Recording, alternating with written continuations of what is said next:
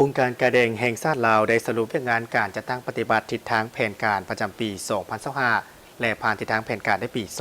2026 สำหรับกองประชุมประจำปีขององค์การกระเดงแห่งชาติลาวได้จัดขึ้นในวันที่ 26 กุมภาพันธ์นี้ที่ศูนย์ฝึกอบรมและการหัวมือสากลโดยการเป็นประธานของท่านคำลาวันจันทลาวันประธานองค์การกระเดงแห่งชาติลาวกองประชุมในครั้งนี้ได้ติดราคาสภาพการจัดตั้งปฏิบัติเวียกงานขององค์การกระเดงในระยะ1 ปีที่ผ่านมาให้ลึกซึ้ง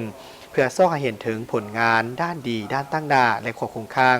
สาเหตุและวิธีการแก้ไขบนพื้นฐานความเป็นเอกภาพทางด้านทัศนะแนวคิดและหักพ้องเอาที่ทั้งแผนการในการจะตั้งปฏิบัติในปี 2026 นี้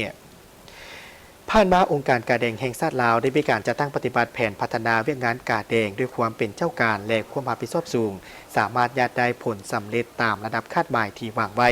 พนักงานมีความอุ่นเอียนทุนเที่ยงมีความสามัคคีมีความห่าวหันปฏิบัติหน้าที่เวียกงานด้วยความรับผิดชอบสูงพยายามปลุกระดมคนควายเลือดให้เพียงพอปลอดภัยและตอบสนองตามความต้องการของสังคมการช่วยเหลือผู้ได้รับผลกระทบจากภัยพิบัติผู้ทุกข์ยากขัดเขินเปี่ยวพอยผู้ได้โอกาสในเขตห่างไกลซอกเดียก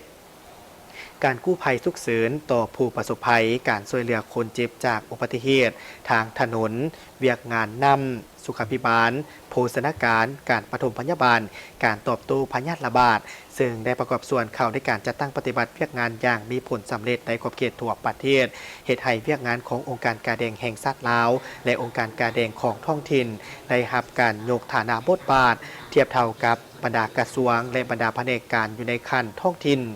นอกจากนั้นยังได้มีการจัดตั้งปฏิบัติดำรัดว่าด้ว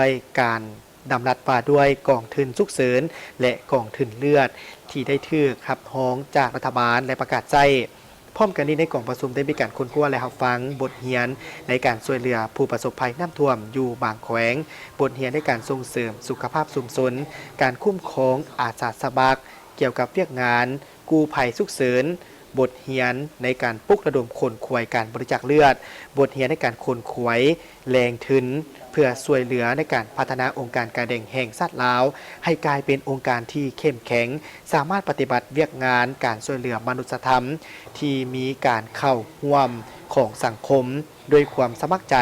อย่างกว้างขวางและมีประสิทธิผล